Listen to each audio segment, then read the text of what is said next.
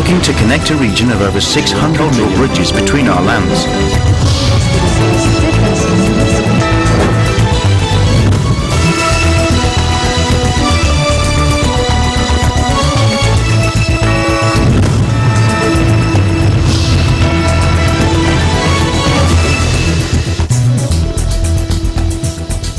Hello and welcome to ASEAN in Focus. I'm Alma Angeles, delivering to you the latest news in and around the ASEAN region. On today's headlines, New Zealand's Prime Minister Jacinda Ardern expressed unfathomable grief after a volcanic eruption on a popular tourist island that is thought to have claimed 13 lives. Among those on the island during the eruption were tourists from Australia, the United States, Britain, China, and Malaysia, as well as other New Zealand guides. Nobel Peace Laureate Aung San Suu Kyi is set to personally defend Myanmar in The Hague against accusations of genocide in a remarkable fall from grace for the woman once hailed as a rights icon. And we'll find out the latest in the 30th Southeast Asian Games.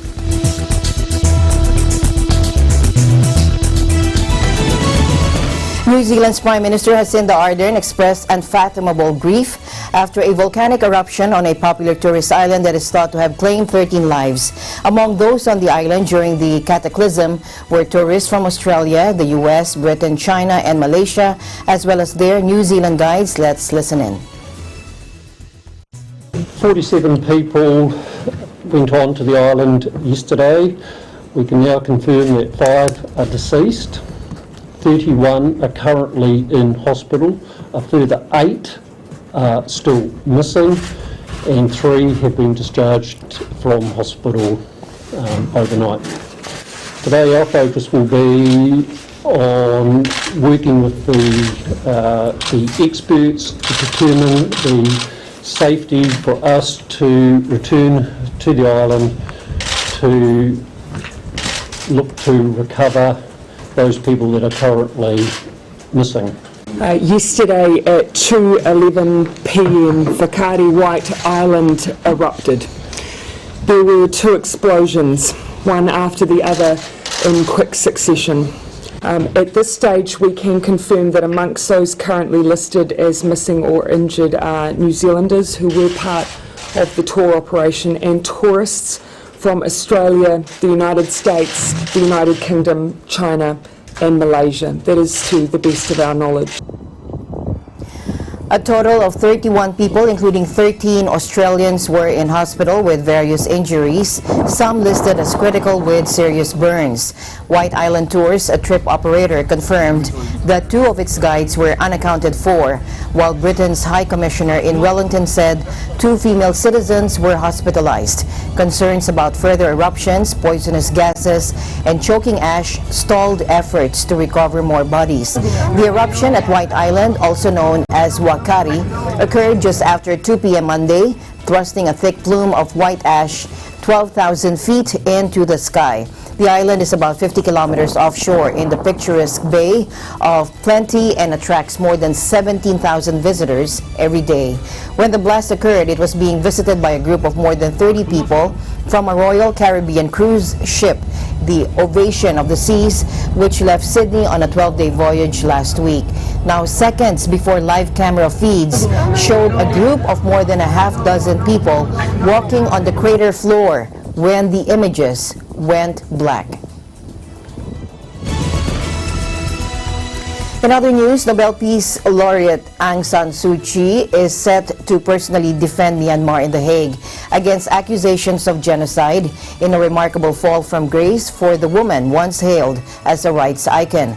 Myanmar's civilian leader will appear at the International Court of Justice as the Buddhist state disputes claims that it tried to exterminate minority Rohingya Muslims in a 2017 military crackdown. The West African state of Gambia has launched the first bid to bring Myanmar to international justice over the bloodshed, accusing the Southeast Asian nation of breaching the 1948 Genocide Convention. Protests by opponents and supporters are expected outside the UN's top court for the arrival of Suu Kyi. The 74-year-old's international reputation has been tarnished by her silence over the plight of the Rohingya and her defense of the same generals who once kept her under house arrest. The case will also be watched in Bangladesh, where around 740,000 Rohingya were forced to flee into sprawling camps by the bloody campaign in Myanmar's northwestern Rakhine state. UN investigators last year branded the Rohingya crackdown genocide. The three-day hearing promises to be a historic one for the ICJ, which was set up in 1946 to adjudicate disputes between UN member states. Muslim-majority Gambia, acting on behalf of the 57-nation Organization of Islamic Cooperation, is due to speak on Tuesday when it will ask the court for emergency measures to stop Myanmar's ongoing genocidal actions. The skin of a critically endangered Sumatran tiger and 4 fetuses have been confiscated after the arrest of several suspected poachers, according to Indonesian police.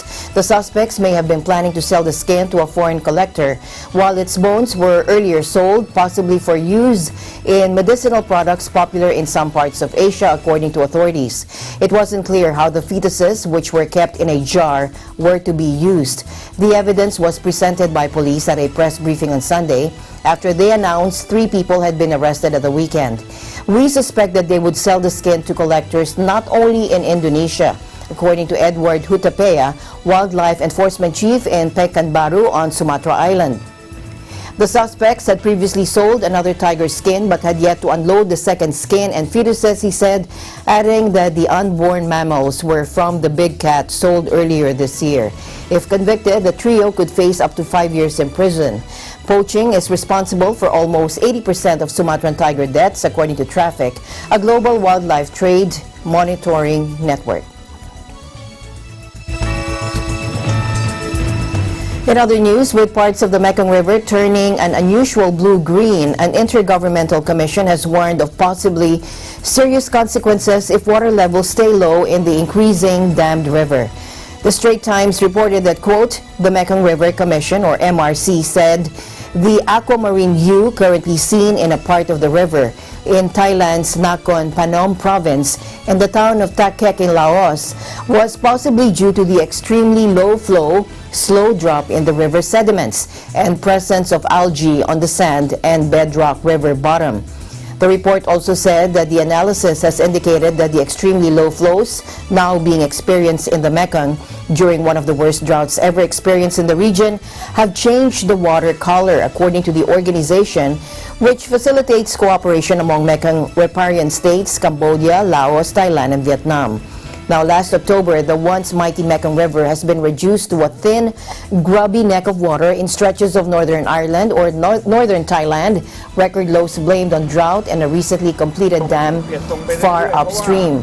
Along parts of Thailand's northeastern border at Loei, the kilometer-wide river has shriveled to a few dozen meters, with boulders and bedrock encasing muddy pools of water. From above, the encroaching banks of Laos and Thailand are now a thread of water apart, restricting fishing grounds to a slim channel. Fishermen blame a combination of this year's weak monsoon and the Shayaburi Dam around 300 kilometers to the north.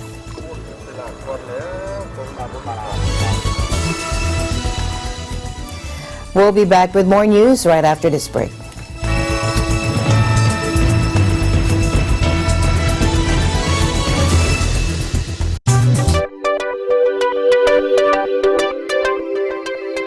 Net25 is now available on OSN, the largest entertainment network in the Middle East and North Africa. Watch your favorite Net25 shows on OSN channel 725, same day as the Philippines. Net25 shows live and on demand Anytime, anywhere, on any mobile device on OSN Play. Landmarks, Linggo, alas 6 hanggang alas 7 ng gabi.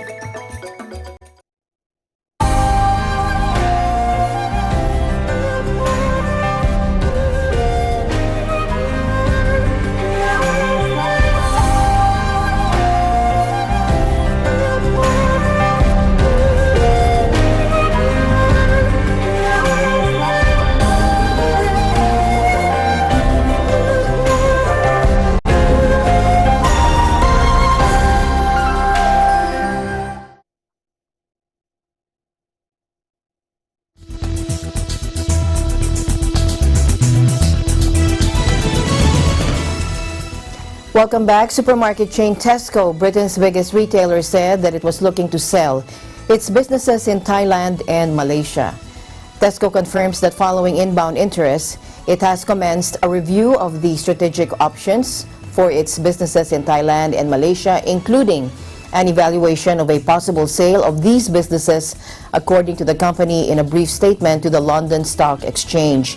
It said the evaluation of strategic options is at an early stage. No decisions concerning the future of Tesco, Thailand, or Malaysia have been taken, and there can be no assurance that any transaction will be concluded. Now, this comes as Chief Executive Dave Lewis prepares to step down in 2020, having overseen a major overhaul at Tesco during his 5 years at the helm, axing thousands of jobs as part of a massive cost-cutting program. Economic growth across the Southeast Asian region will slow down from 5.1%, according to the ICAEW's latest economic update.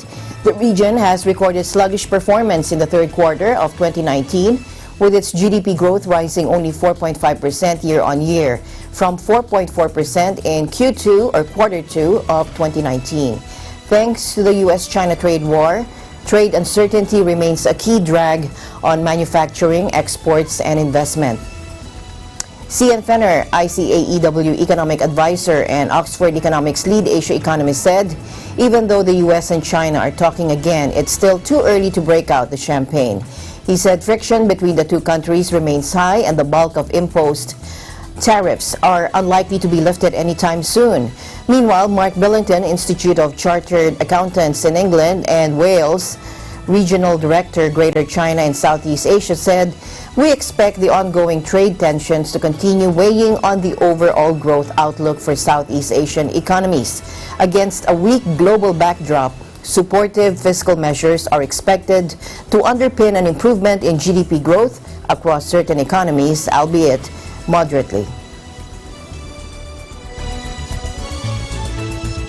Philippine Airlines will offer non-stop flights between Manila and Perth, Australia. That is beginning on March 30, 2020, according to the carrier. Using an A321 aircraft, the new route will depart from Manila every Monday, Tuesday, Thursday, and Saturday at 12:05 a.m. and arrive at Perth Airport at 7:20 a.m. local time. Perth to Manila service will leave Perth's Terminal 1 International at 8:40 a.m. local time, and it will touch down in Manila at 3:50 in the afternoon on the same day. PAL Chief Sales and Marketing Officer Eugene Go, in a statement, said, "Our Pioneer non-stop flights will allow us to vigorously promote the Philippines as a top-notch tourist experience for residents of Western Australia, and we look forward to extending our gracious Filipino hospitality to them from the moment they step on board our brand new planes." By taking a non-stop flight to Perth, travelers will save at least 4.5 hours in travel time compared to taking other airlines that require a stopover and flight connections, according to the carrier. Perth will be PAL's fourth Australian gateway, apart from non-stop flights to Sydney, Melbourne, and Brisbane. With the addition of Perth to PAL's route, PAL will be offering a total of 19 weekly non-stop flights to the 4 destinations in Australia.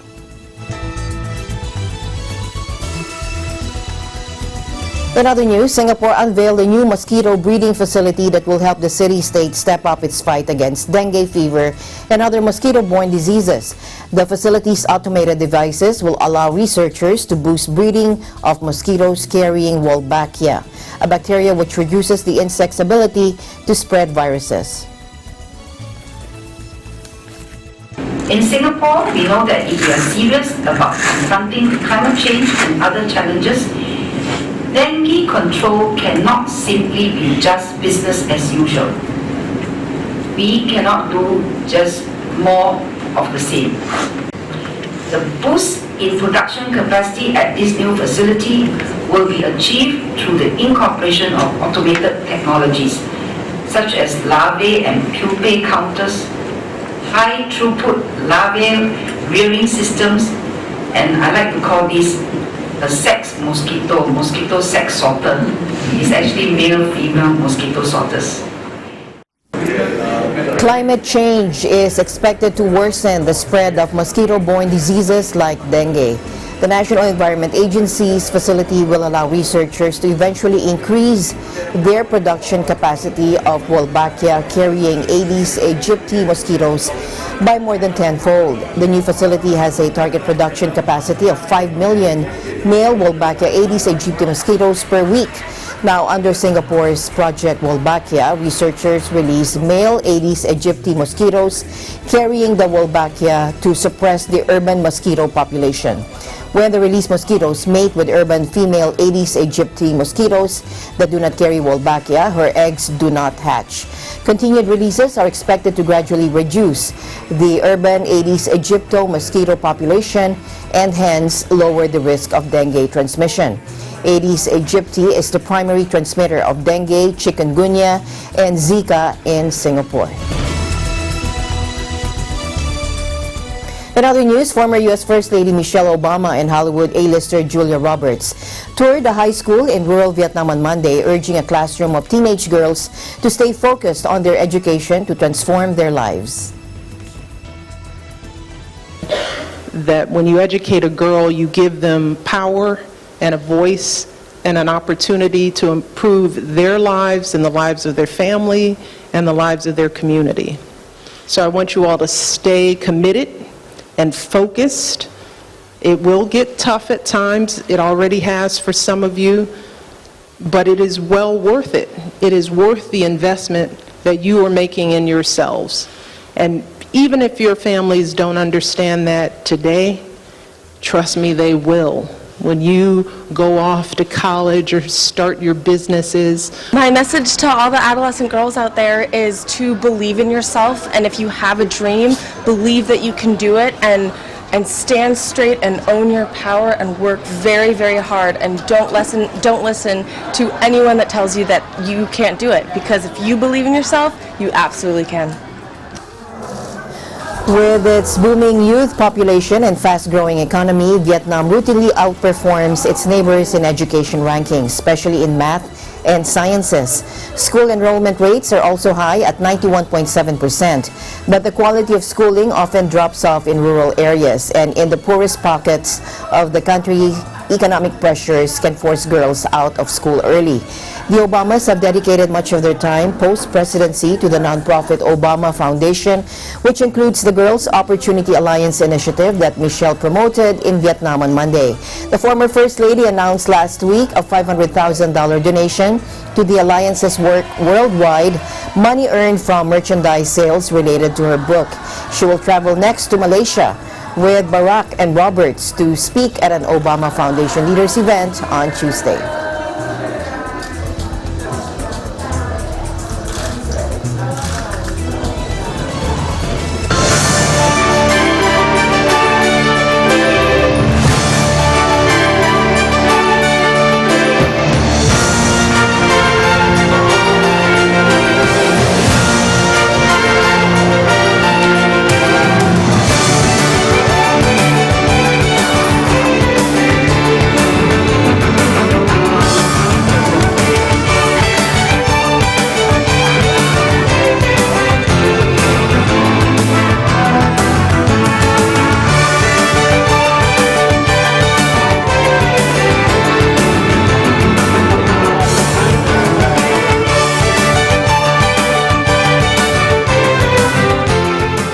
Pacharapon Jungulwam of Thailand topped the women's wakeboard with 72.33 points, followed by Filipina Samantha Bermudez and Nadia Senaga. Sanya Pontip powered a 72.67, showing to quash Rafael Trinidad of the Philippines 69.33 to rule the men's wakeboard.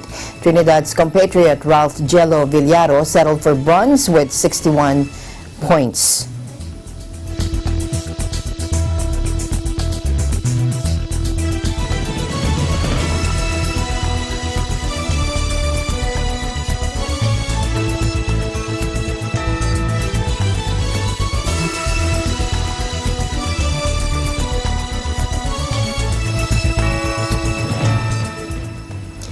Filipino fighters punched their way to 7 boxing golds at the Southeast Asian Games. Very own Thrilla in Manila in front of a crowd on Monday. Take a look.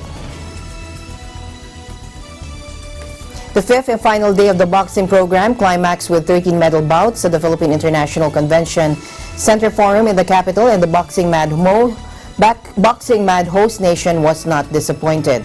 Carlo Paalam, Rogen Ladon, Charlie Suarez, James Palicte, and Yumir Felix Marshall picked up golds in the men's bouts, while Josie Cabuco and Nesty Petencio won women's titles. Thai fighters took 5 of the remaining gold medals, with Vietnam the only other nation on top of the podium. The biggest ever SEA Games, which was opened by local boxing icon Manny Pacquiao on Saturday, November 30, enters its last day of full competition on Tuesday, and the Philippines basketball team will be taking on Thailand in the evening final after both teams won their Monday semi-finals.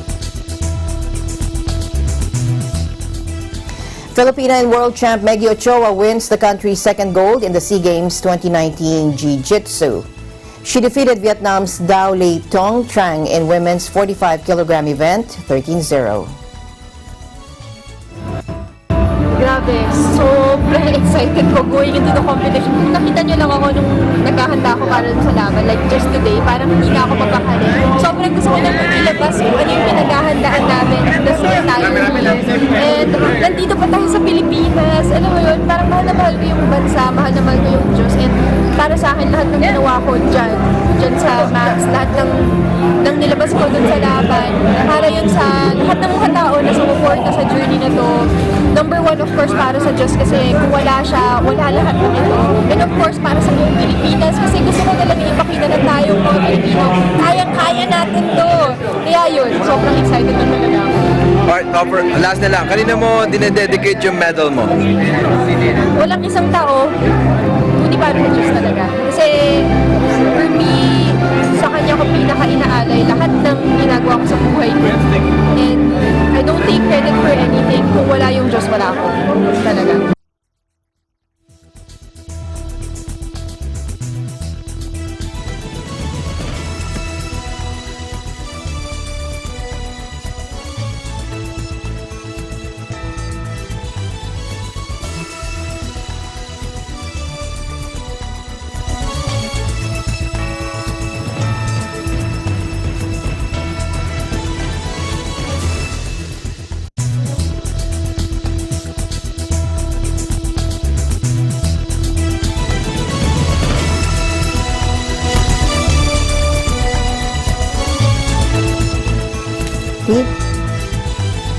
All right, Pratcharapon Junggulwam of Thailand topped the women's wakeboard with 72.33 points, followed by Filipina's Samantha Bermudez and Nadia Sinaga. Sanya Ponti powered a 72.67 showing to quash our own Rafael Trinidad of the Philippines 69.33 to rule the men's wakeboard. Trinidad's compatriot Ralph Jello Villaro settled for bronze with 61 points. Again, let's listen in. Yeah, so today was really hectic. Going over the runs today, Leo, the Thai team doing really good. And I was just fully focused on my run. Unfortunately messed up on the kicker, and yeah, I really did my best to come back on the second run. But yeah, these things happen. We'll do better in the next one for sure. What's next for you, man?